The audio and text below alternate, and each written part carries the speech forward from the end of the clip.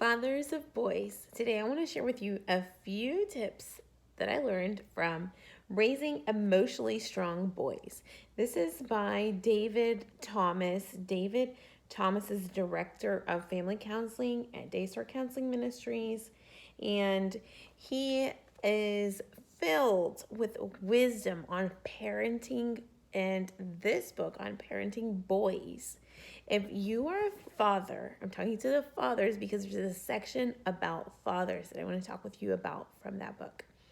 I have been loving this book. If you are not a father, but your child has a father in his life, your son has a father in his life, that you can communicate with the father and share some of these things that would be open to receiving some of these tips, please share the message or at least share the knowledge. So I want to share with you a few things that I learned today while reading.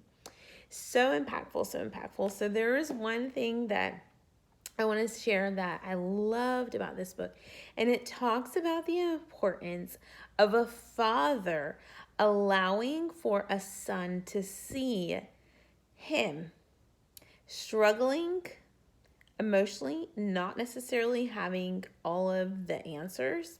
What I mean by struggling is you don't always smile. It's, I'm sad today. I'm angry.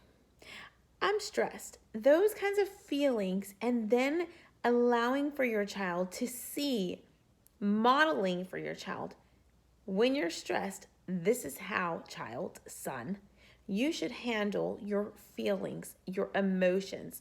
The book talks about the importance of the parent, father, mother, to need to have their emotions under control. If they want their child to have their emotions under control, they will model what they will see. It will be much, much harder for your son to control his emotions if your emotions are not in control.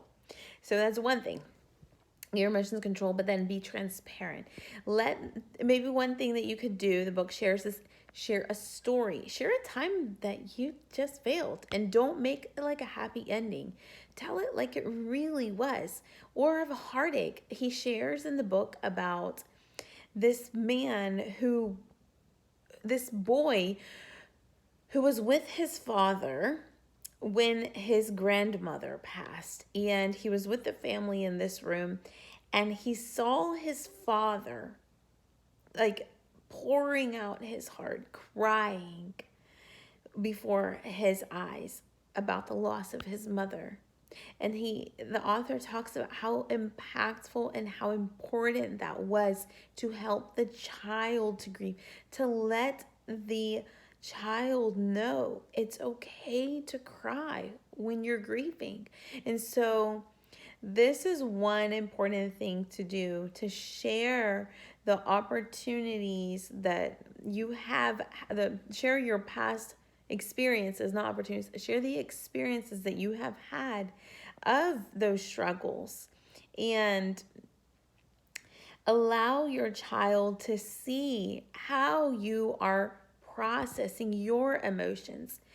For example, I'm a little bit stressed right now. I think I need to go for a run, or I need a minute by myself, or, whether it be that you go to the gym to work out, or I need to take some deep breaths, or I just need a minute alone. Being able to model what you want your child to do is so, so key. Another thing is that he talks about is the importance of boys to see that their fathers have friendships, and to know where do their fathers go when they are struggling, when they're having a hard time, when they don't know what to do. The author says how he asked boys, who are your mom's three best friends? And the boys were easily able to name the mom's three best friends. But when it came to who are your father's three best friends, there was a lot of hesitancy from many of the boys. And so he talks about the importance of you needing fathers to be able to allow your children to see those friendships, those relationships, and see that you go to them. When do you go to them? How do you talk with them? So that's another thing. Really important for them to see that, because they need to know that it's okay to talk about their feelings, to express them with other men instead of holding them in, which then can turn into, a lot of problems, whether it be addiction or self-harm or things like that, or internalizing, and it just comes out in other areas. So that's another thing. Okay, that's two. Another thing, talking about the mothers. If your son says something, about your mother that's, that he doesn't know, it's negative. You want to help him to see the mother in that positive light, to build that relationship, and show him the perspective of your wife in a different perspective. Maybe a wife's, the point of view, or maybe she was trying to take care of you, or, instead of dogging her, as we say, or talking down about her. So showing him how to treat others, and when you're upset, how you can, again, process that. Maybe he didn't like the rule that mom made, and mom said you didn't, you didn't do A, so B happens. And he's going and like, man, mom's always this, and he's dogging mom, talking bad about mom. But dad, this is your opportunity to support your wife and help, and your son, help him to process that by thinking differently, seeing the situation a little different, as opposed to what we want to do. Yeah, you're right. And what you may be tempted to do. So that's third. Okay, and then let's see, what was the other thing? If I can think about it, I had quite a few different things that were just really, really, really impactful in this book. I'm working my way through it, and if you are a father raising a boy, your relationship is so critical. So critical, so critical. It does have things for mothers as well. But one of the things that I wanted to focus on today, and I'm looking through the book to try to see if there's anything else, was fathers. And so I just wanted to share this with you real quick, give a couple of tips for you. And oh yes, that's the other thing I remembered what the last one was. And this was not specific to fathers, but it was just a really good tip, and I just want to share it now for parents, so fathers or mothers.